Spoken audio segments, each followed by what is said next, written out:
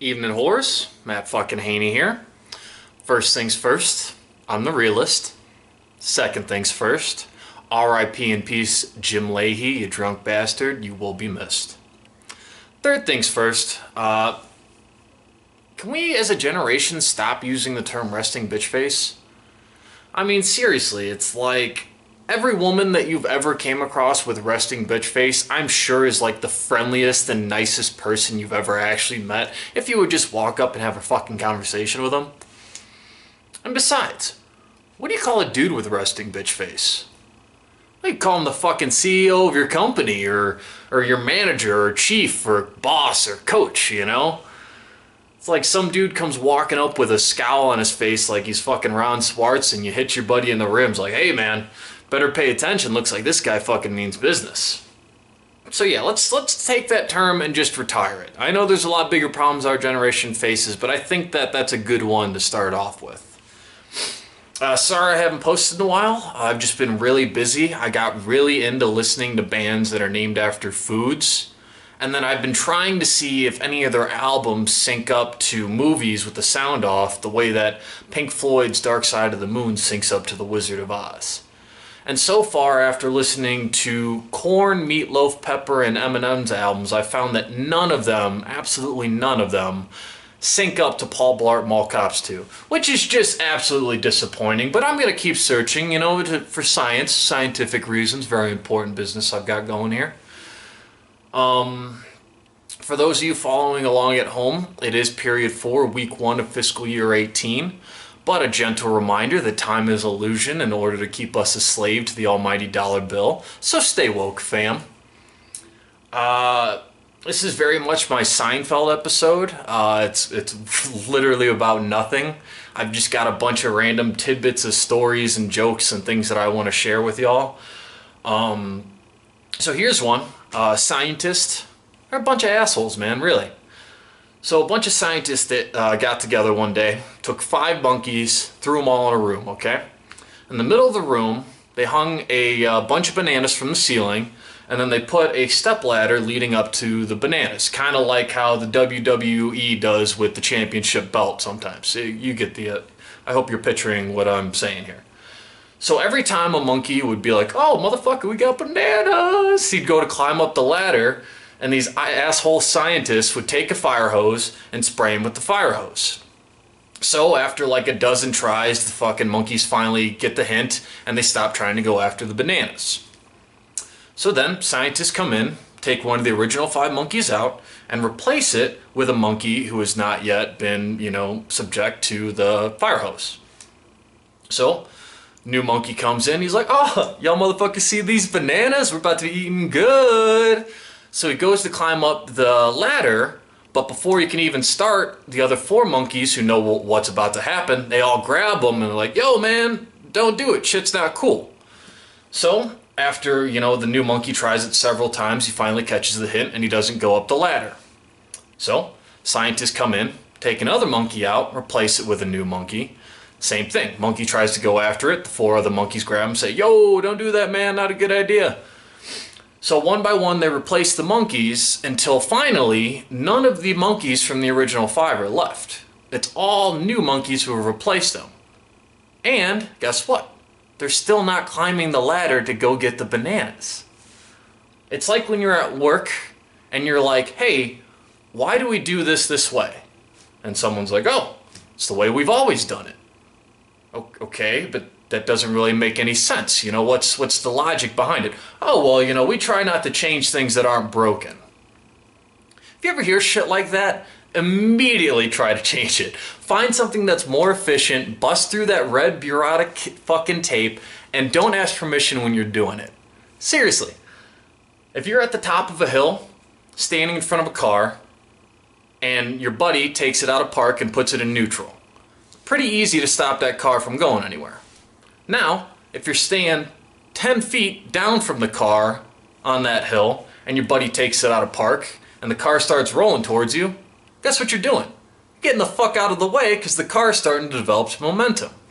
Same thing goes with any kind of changes in policy or the way you do things when you're at work.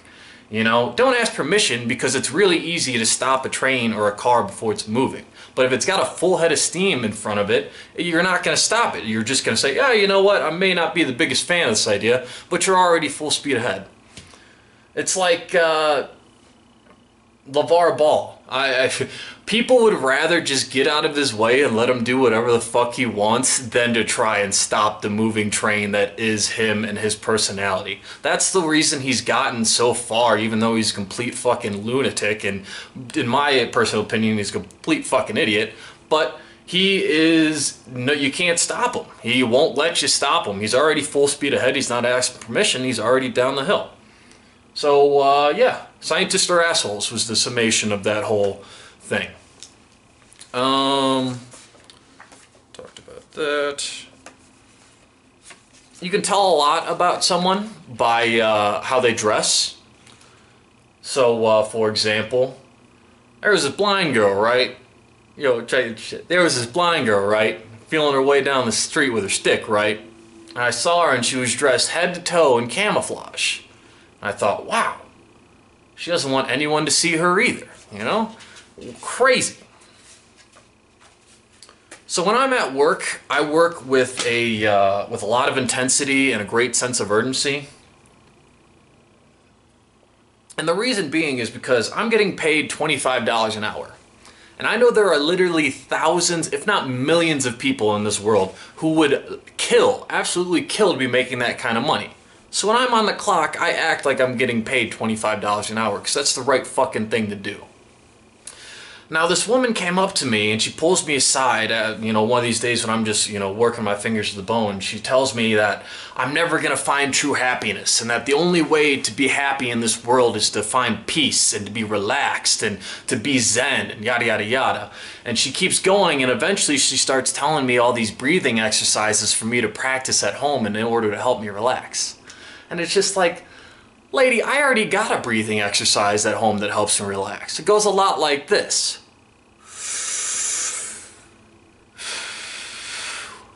So kindly fuck off. I mean, how rude are you to come up to me and assume, well, I mean, you were right in knowing that I wasn't happy, but to just assume that? Fuck you. I think that we as millennials are very much donkeys. By that, let me explain.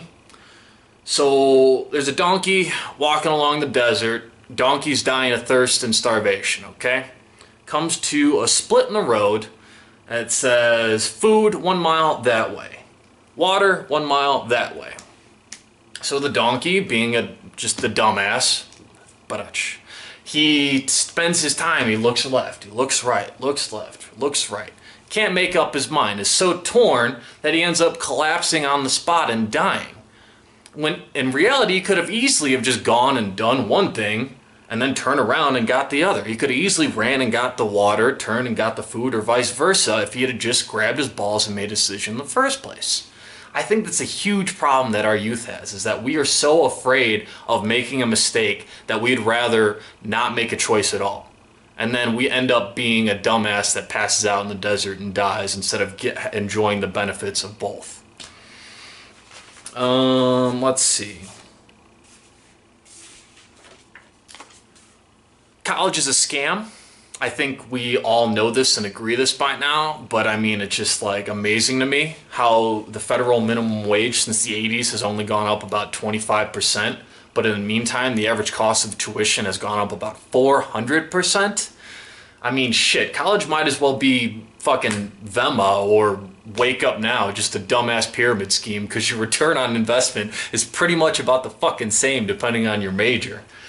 But the one thing I hate about college the most is just the pressure that it puts on kids.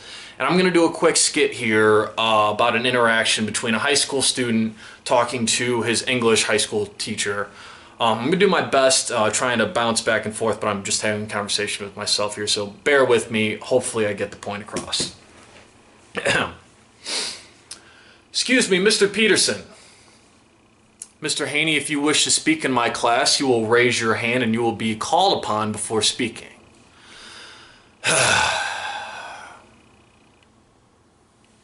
Yes, Mr. Haney. Yeah, Mr. Peterson, can I please go use the restroom? I don't know. Can you? Seriously, Mr. Peterson, I gotta shit. May I use the restroom? Very well, Mr. Haney, you may use the restroom. But because of you using that term that you can hear unbeeped on any network cable television show, you're gonna have to serve detention with me today after school. Oh, well, that's lovely. What do you want me cleaning chalkboards? What do you want me? No, Mr. Haney, I think it would be a good opportunity for you and me to sit down and start working on some college application essays. Ah, okay, very well. So even though I just had to ask permission not only to use the restroom, but to even speak, I need to make a huge life-changing decision that's going to affect the future of my finances and career prospects. Yes, no, that's exactly right. Okay, seems a bit daunting.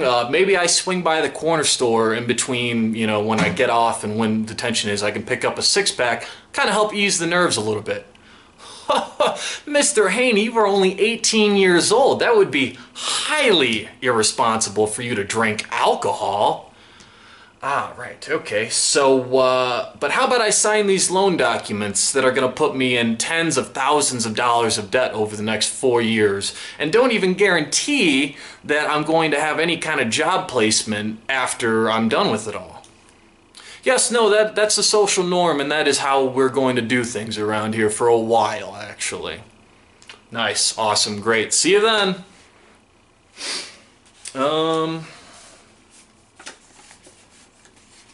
I think we as a nation are fucked for a lot of reasons, but mostly because we are so adverse to change.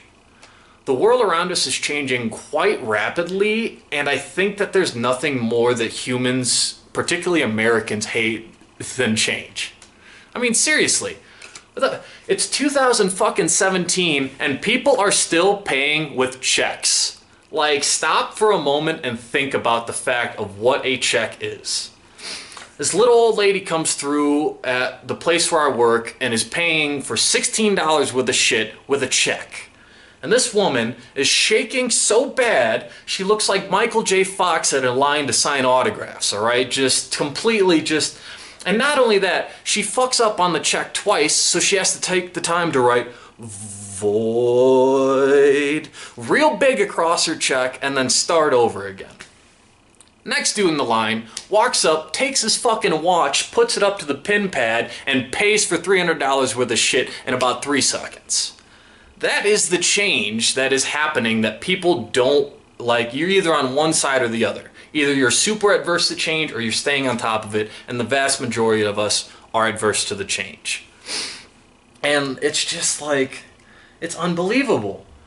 Because Moore's Law, if you haven't heard this term, get out from underneath your rock and read a fucking book. Moore's Law, technology basically doubles every 2 years while staying the same or reducing in cost.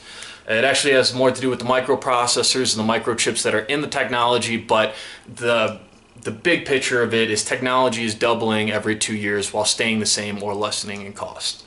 So for example, late 80s, right around when we're trying to wrap up the Cold War, United States government issues, we realize that we need a supercomputer to process all this data that we're gathering from Russian intel, okay? So we drop like 50 million bucks and we end up building this supercomputer that's roughly the size of my fucking apartment, and it runs at, I don't know the exact specifications, but at the time it's like the most legit piece of equipment ever. So fast forward, the exact same processing power and memory storage can be found in a PlayStation 3, can be bought for like fucking 50 bucks nowadays, and can be simply put underneath your TV. So in about 30 years, we've taken something that once was a government security issue and is now so simple to produce, we have one in basically every home. And yet people are all about, being the good old boys, living like my grandpappy did, living that simple life. But fuck, man, we're getting lapped by the competition. We really are. And what really pissed me off about the lady with the check is that the whole time she's telling me about how she doesn't trust the computers and how she thinks it's unsafe because of everything that's happened with the Home Depots, the Targets, the Yahoo Mails, the Equifax, etc., etc. And I was like, you know what? You're right. Giving me a small piece of paper that has your name, address, phone number, bank account number, and routing number, as well as an authentic personal signature that's going to pass through my hands as well as 3 other people's hands before it even makes it to the bank is much safer than sending information over an encrypted network. Right. You're so right, lady. God bless you. I can't wait till you die. No, I didn't say that. That's too much.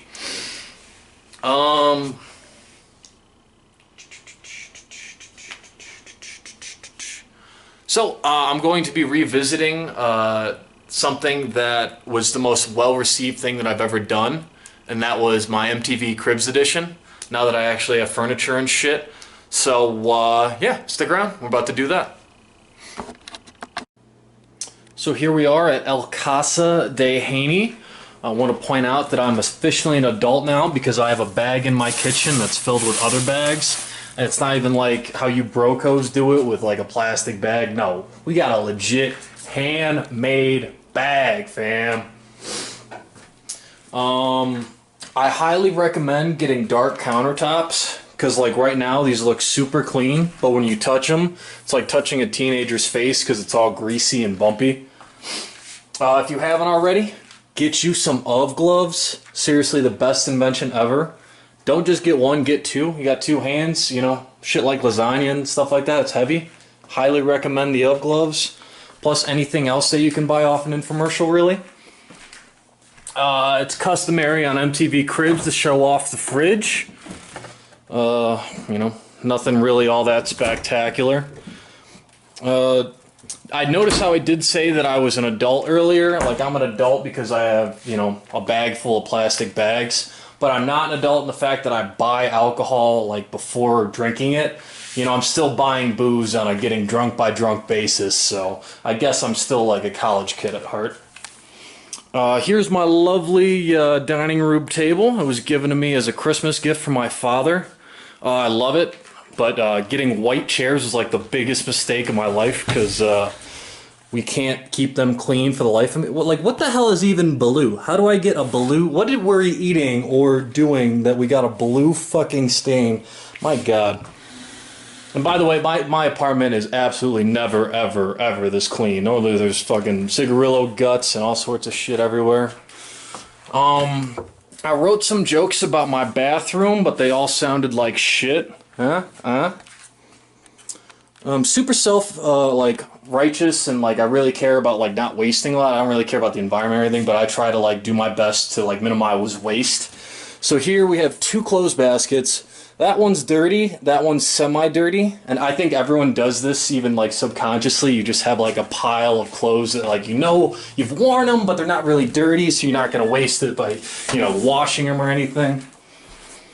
To go along with that theme, here's my my recycle jar. You know, when you buy a new thing of soap or shampoo and you just got a little bit left, you just dump it all in there, and then you got emergency soap and shampoo whenever you need it.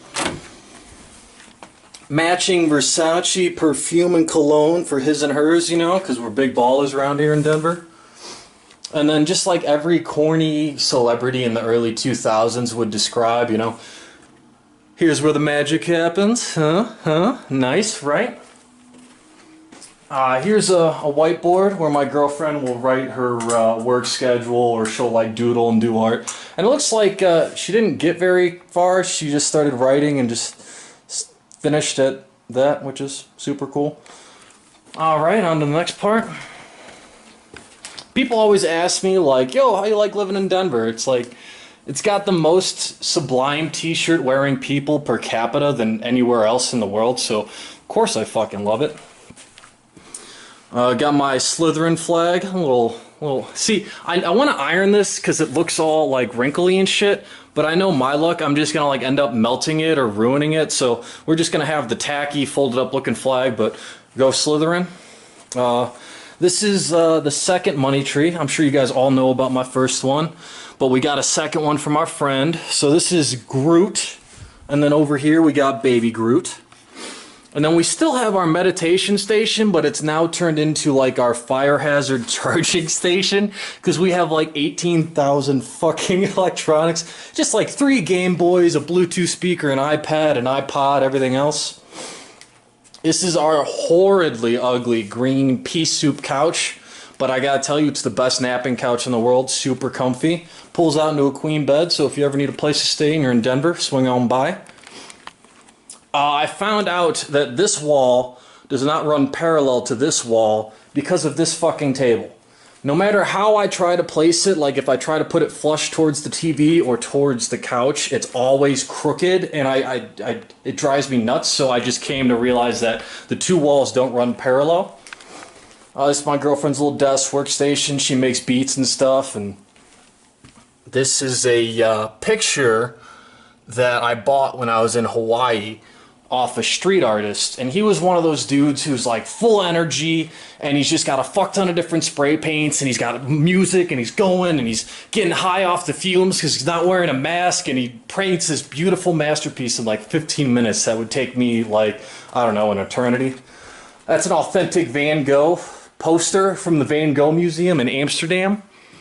Miscellaneous bullshit everywhere. Yo, I realized that as an adult, I need to live within like walking distance of a Goodwill because everything you see that furnishes our apartment pretty much was bought from Goodwill. TV stand, 99 cents. Bookshelf, 99 cents.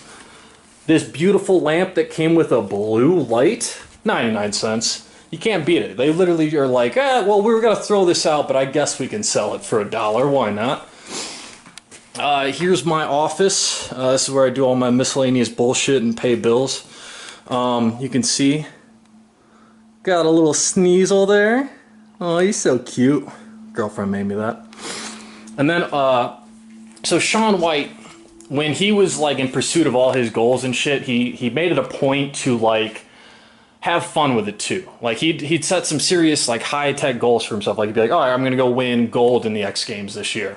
But in that same time, I want to see if I can win 5 cars. So I took that idea, I kind of ran with it, like I want to take over the world and become a successful entrepreneur and all that bullshit. But in the same time, I want to become a Pokemon master. And by that, I mean I want to beat all the Pokemon games and then keep bringing the Pokemon over into the next game to help me beat the next game. So here's the rosters of the first 5 Pokemon games that I've beaten. As you can tell, I use my time very wisely. And yeah, so I guess we head out to the truck now. Also, I love the fact that the George Foreman grill is called the George Foreman grill. I mean, you can tell how much concussions affect the creative process of thinking because George Foreman named his 8 sons George, and then his #1 selling product is also named George, so concussions and creativity clearly go hand in hand. This is the lovely hallway. Each hallway has a different color scheme of carpet and like door paint and like number things on it. So that's pretty cool. Out here in the garage, keep my car nice and not covered in frost. The fact that I gotta pay $50 a month to maybe have a parking spot is awesome, but you know, it's life. Da, da, da, da, da. There's the baby, way down there. Oh yeah. So like you might own a truck, but you don't really own a truck unless the fucking check engine light is constantly on and you have to shimmy it just the right way to get it to go and drive.